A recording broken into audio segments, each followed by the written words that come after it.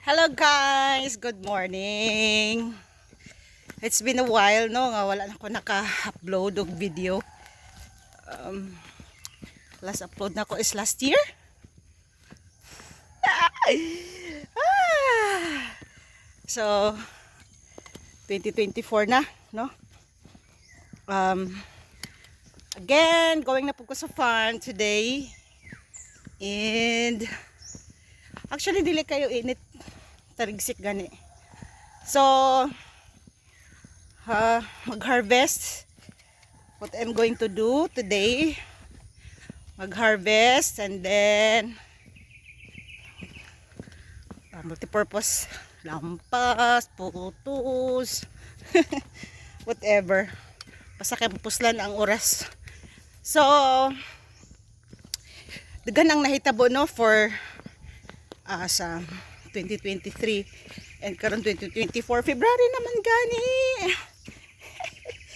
So baktas-baktas, so medyo uga na no ang mong agianan kasagara man gud diri lapok. Bida sa mga previous months, December, January, grabe ang ulan. So at least karon ana diha okay na siya.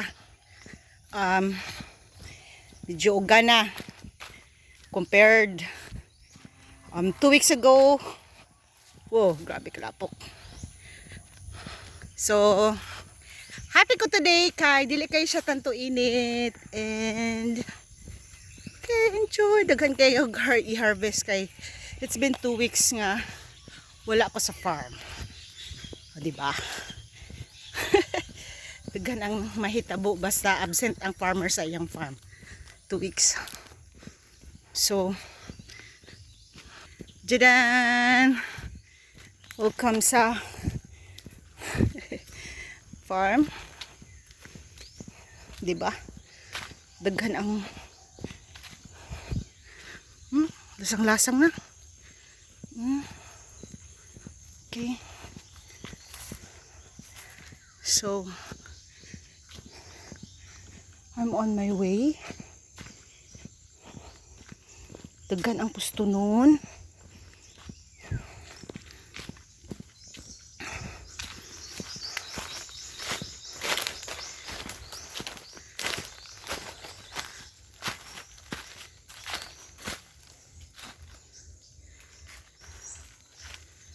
Okay.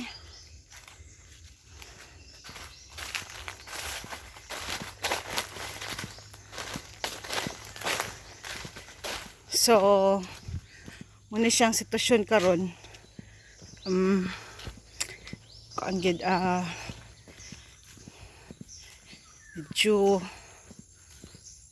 daghan ang buluhaton gid in versus 1. Me, myself and I. Okay. So what else can I do? What else can I do? So na mga harvest nun.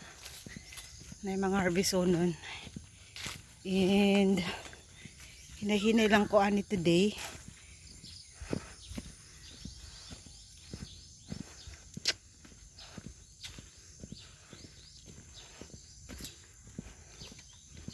Uy.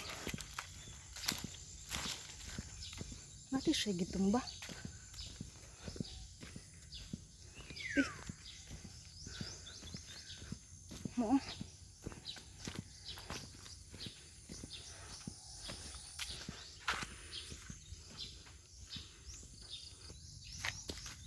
So for today, daghan makitag trabaho no. So bisag unsa lang ni atong trabahoon karon.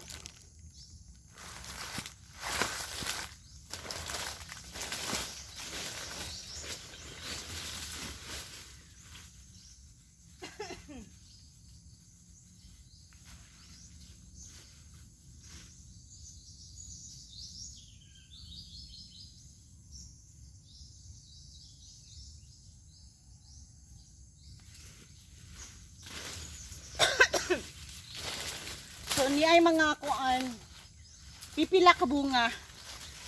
Sama sa akong giingon before nga medyo nag-recover pa ang among farm tungod kay dugay siya nga wala na natiman like for 2 years wala siya, so napasagdan siya. So medyo nang luod ang nang luod ang mga kakao.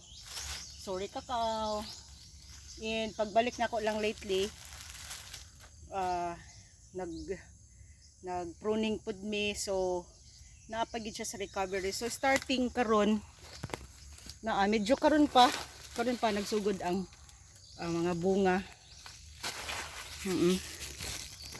So may mga few ka mga bunga. So ingana lang sa ingana pagyud, so ang mga isa ka punuan na when ani ingana lang pagyud few mo ni ang status sa among farm karon. So definitely mag-apply mi og nag-apply mi karog abono, and then take a look kini among nalampasan 2 months ago karon. Look what happened. Wow, grabe na, daghan na pud kayong sagbot. So it's a heap of work anyway, and I am trying na nakatabang sa paglimpyo. knowing a limited edition ang akong kaya nga mahimo, since pipila lang mi usahay duha tulo. Bonus na kayo ng daghan kayo mi, bonus na kayo. Most of the time ako lang gid isa. So isa usahin na yung mga tabang. So multi-purpose, no, multitasking, harvests, pruning, sleeving, mga kuha sa mga water shoots.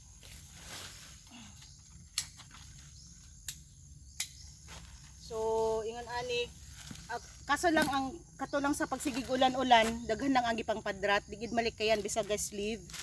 So bisag mega sleeving, pero digid kuan gihapon bada katugikan sa January hangtod lately February, first week sa February, grabing ulan. So daghan kaayo koy mga pads nga napadrat gyud. Pero kuan gyapon, no, murag mobalik ra ang maayong tempo, padung na ta sa init. So hopefully maka-recover, and then yeah, that's it. Daghan ang buluhatan sa farm, so excited ko daily, no, mag-perform sa mga daily tasks sa farm. So I hope nga for those gusto nga mag-cacao farm, exciting ang cacao farm. Actually nalipay gani mi kay last week nag-process me, and then nag-try me for chocolate making. Wow, cacao is really exciting business, no? So involved from farm up to the processing. It's really challenging, and ako personally ma-recommend nako ni for those mga farmers nga enthusiastic kayo into farming. So cacao nga commodity is very good.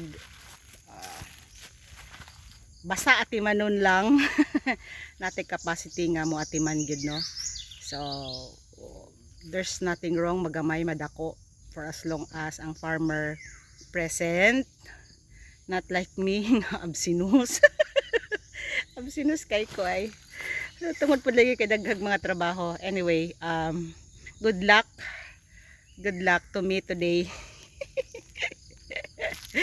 So I'm so happy nga naka take na pud ko og video for today para na ako'y ma-upload sa akong mga fans club members. Salamat sa mga subscribers, salamat sa akong mga kapamilya, mga friends nga nagpatronize sa akong mga video. Salamat kayo and good day.